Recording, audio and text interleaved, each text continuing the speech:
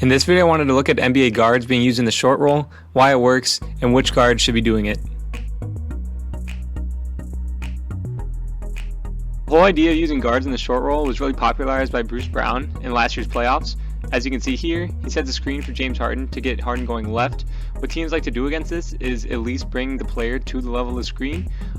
For most teams, generally they have their worst defender on someone like Brown, who isn't necessarily a shooter and he's a smaller player, so they can hide their worst defender on him. In this instance, they have Aaron Nesmith on him. So Nesmith is going to be at the level of the screen right there. And then they're eventually going to switch this with Grant Williams switching on to Bruce Brown. Bruce Brown's going to roll. He didn't even necessarily really set a screen. And then Evan Fournier, it's going to be his responsibility to come tag the roller. It's a little more difficult for Evan Fournier when he's originally guarding Joe Harris, and then Kevin Durant is in the weak side corner. But he is late on this tag, and Bruce Brown will get the easy bucket. So an interesting element of using guards in the short roll is that they're generally much faster than big men. So here we have Jason Tatum guarding Bruce Brown. Bruce Brown's not even going to really set the screen. He's basically just going to slip, go to the rim. They're going to switch this with Aaron Nesmith going on to Bruce Brown, but Aaron Nesmith can't really catch up. Also, that technique on the switch is pretty poor. But Bruce Brown's going to roll to the rim. Jabari Parker is late on this rotation, and Brown gets there much quicker than a normal center would for the dunk.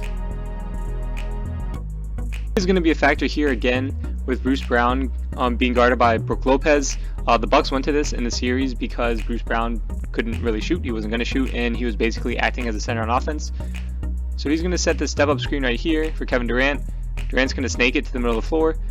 PJ Tucker's trailing, and Brook Lopez is basically in a drop. So Brook Lopez is here, Tucker's here, and Giannis is going to be late on this tag. And again, Bruce Brown's speed, getting to the rim, is going to be a factor here to beat Giannis to the spot and get a dunk. So the general archetype for players that work well as a screener are players that are smaller and can't really shoot, and Eric Bledsoe fits that mold really well. So he's going to set the screen here for Paul George. Again, doesn't really set it, just like we saw with Bruce Brown. So Paul George is going to find Eric Bledsoe on the short roll as Eric Bledsoe's man, Steph Curry, comes out, kind of blitzes, kind of hard shows onto Paul George.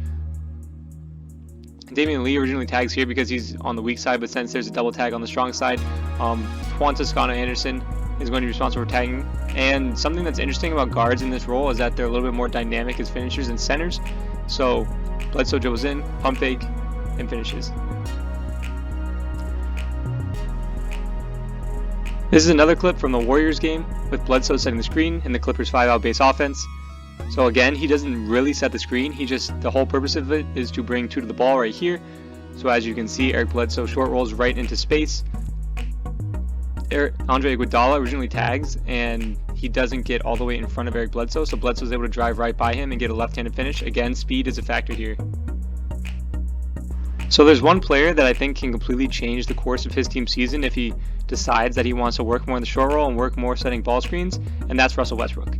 Russell Westbrook is the perfect archetype for someone who can work really well in this mold. He's really fast, he's a really good ball handler, he can get to the rim, he finishes really well over a variety of players, he usually gets guarded by the other team's weakest player or one of their weakest players, and he's a really good passer. So as you can see right here, the Lakers used Russell Westbrook a few times to set ball screens against the Grizzlies, and they haven't gone to it much since, but it worked really well. So Russell Westbrook sets his ball screen for LeBron James going right against Desmond Bane. He twists it, so he came up like he was going to set it on the other side, but then he comes and sets it on the left side of Desmond Bane. And this gets Ja Morant involved in the action. So Ja Morant has to come up to the level of the screen because they're going against LeBron. LeBron's able to go right over him to make this pass. LeBron is like a 6 or 7 inch height difference against Ja. Really easy pass to make to Russell Westbrook. And Russell Westbrook's off. He's downhill. Anthony Davis man has to help. And then D'Anthony Melton is supposed to sink and tag Anthony Davis, but he doesn't execute that fast enough. Russell Westbrook makes a really nice adjustment midair to pass it to Anthony Davis, who gets the dunk. On this play, after the inbound, Russell Westbrook is going to come and set a ball screen for LeBron James. Again, this gets Ja Morant involved in the action. Ja Morant is going to stay at the level of the screen to help contain LeBron James. Russell Westbrook's in a short roll, and then look at where Steven Adams has to be on the floor to contain Russell Westbrook. He doesn't want him getting the ball going downhill all the way to the rim, potentially going against D'Anthony Melton.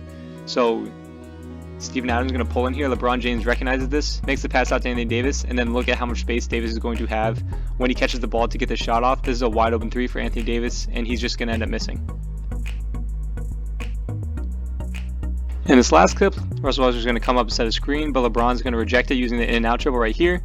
Ja Morant's going to come help, and then Steven Adams, who is guarding Anthony Davis in the slot, is going to drop down and come try to protect the paint.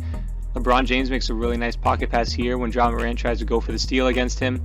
Russell Westbrook's going to be going downhill against Steven Adams, and Anthony Davis is going to cut from the slot.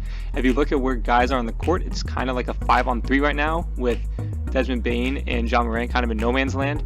Russell Westbrook's going to try to make a pass to Anthony Davis, and it's a good pass. It's on target. It's just tipped by LeBron James because he thinks the pass is going to him, and it's eventually going to go out of bounds, but the process here was really good. The result just didn't happen. So that's going to do it for this video. As always, please like and subscribe, and feedback is greatly appreciated.